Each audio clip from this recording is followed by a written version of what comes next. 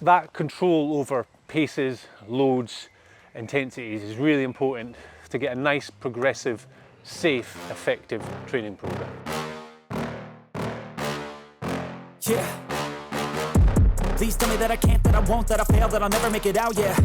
Please tell me all the bad, never good, fill my head full of every single doubt, yeah. Please say any negative thoughts, I pop off when I hear people. Welcome to my next video. So today I'm going to have a wee chat about training. So we're going to get a little bit more specific into the training I'm doing, and we're going to look at it on a week basis. So what I'm doing in a week and how I structure that week of training. Now, the usual process when I'm doing training programs is that I would normally balance the volume and intensity, and I tend to use a kind of classic format where I put the volume high at the start of the week, the intensity low, and then I kind of switch them as the week goes on. The intensity gets higher and the volume gets lower. I'm not using that method for my training program. I've kind of gone on a kind of, well, how would I describe it? It'd be kind of an inverted dish, two dishes. So I'm starting with the volume high at the start of the week, and it kind of drops through the middle of the week and then raises again towards the end of the week. And the intensity is starting kind of midpoint, hovers through the week and peaks at the end of the week before dropping back down for my last session of the week with the intensity. As I've mentioned before, the main focus of this training block is strength and running. So the running is the most important part of HYROX. It's the biggest part, which I've said before, but I need to build my strength as well. So that's what I'm doing in this block. So week to week, I split the sessions down into 2 running sessions at the minute. One's a longer running session and one's a shorter interval running session. That will change as the program goes on. So I'll incorporate an extra running session. Also throughout the session, throughout the week, I'm putting in some more runs. There's little runs within the training programs with conditioning pieces where I get extra bits of sort of faster running on fatigue. So there is extra running. There's 2 conditioning pieces I do as well a week. And then those 2 conditioning pieces vary, so I'll put a little bit of erg work in there, a little bit of body weight work in there, bits of running. They just kind of test me, trying to improve my recovery. So at the minute I'm making them quite heavy sessions. And also I'm doing 2 strength sessions a week. Now for me personally, these are the hardest bits because I don't like weightlifting. It bores me, but I know I need to do it, so I'm doing it. So I've done a weight session today. So the session I did today, I'll put up on screen now. So that session started off with the reverse lunges. Now these were tough because I'd done a conditioning piece yesterday which had loads of lunges in it. So my legs felt a little bit stiff, but once I got going, it was all right. Again, I adjust the weights to make sure that it's doable and I'm not going to injure myself. From the lunges, I then moved on to some sled work. So it's just heavy sled work, only doing 20 meter pushes. And with this one, it's up to 203 kilos for these. So that wasn't too bad. I can use my weight to my advantage on this. After that, I moved on to the sled pulls. Again, using my size, it's not too bad. This was at 144 kilos or something around there. I can't remember off the top of my head. Again, not too bad. It did get a little bit grippy and my forearms and my fingers were feeling it towards the end, but it wasn't too bad. From there, I moved on to some front squats, and fairly light. These are just kind of conditioning and getting my strength up for wall balls. So it's just that pattern, keeping the weight up nice and high, dropping nice and deep, powering through. From there, I moved on to some bench press, just as general strength. Probably my least favorite of all weight training exercises. Never do it, but I've thrown it in because it's a good core exercise. It's one of the main ones. And then I finished off with some pendlay rows. Again, targeting that posterior chain, which I highlighted as a really weak, pathetic area of my strength when I did that simulation. So that was my strength session today.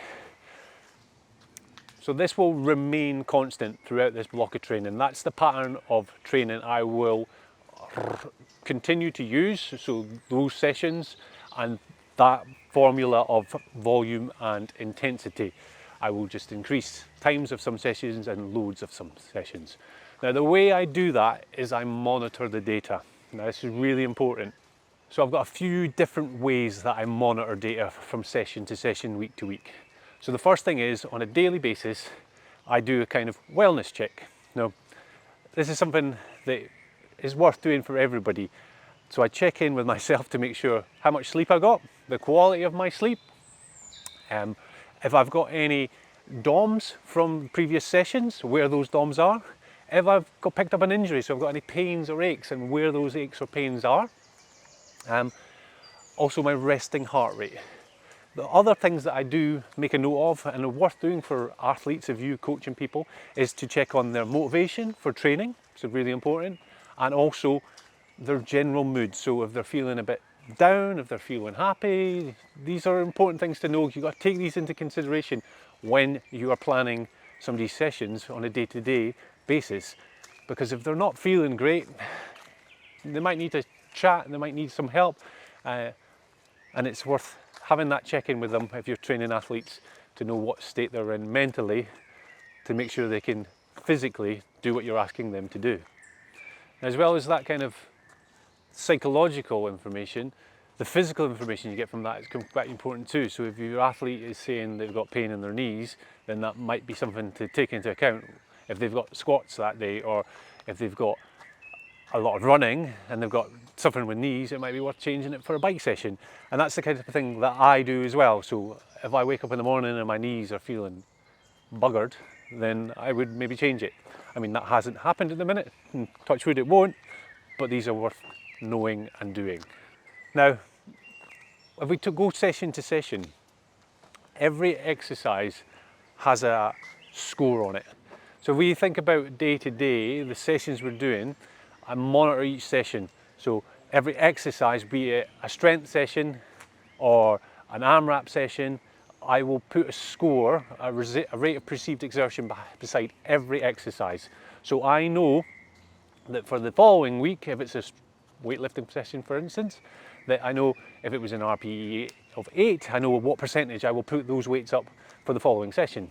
Same with AMRAPs. So if I've got erg work for instance, then I know that if it was down as a 9 at a pace of 140 per 500 on the rower, then I know that that's pretty much close to max, so I probably won't adjust that pace for the next session that there's rowing in. We'll keep it at that, and we'll monitor that, and maybe if it gets down to an 8, then we can look at dropping that pace again. I won't just change things willy-nilly just because it's got to be progressing. And that control over paces, loads, intensities is really important to get a nice, progressive, safe, effective training program. So as well as this daily information, we break that down into weekly information too. So all those loads that have been lifted, distances you run, distances that are skied, distances I do on the bike, they're all recorded so I can track the weekly progress. So I can see from week to week if I'm progressing or regressing, and I can adjust accordingly.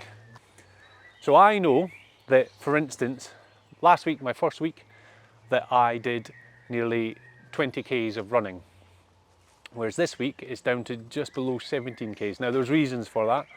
Last week was too high, but there were circumstances that meant I had to do that extra running.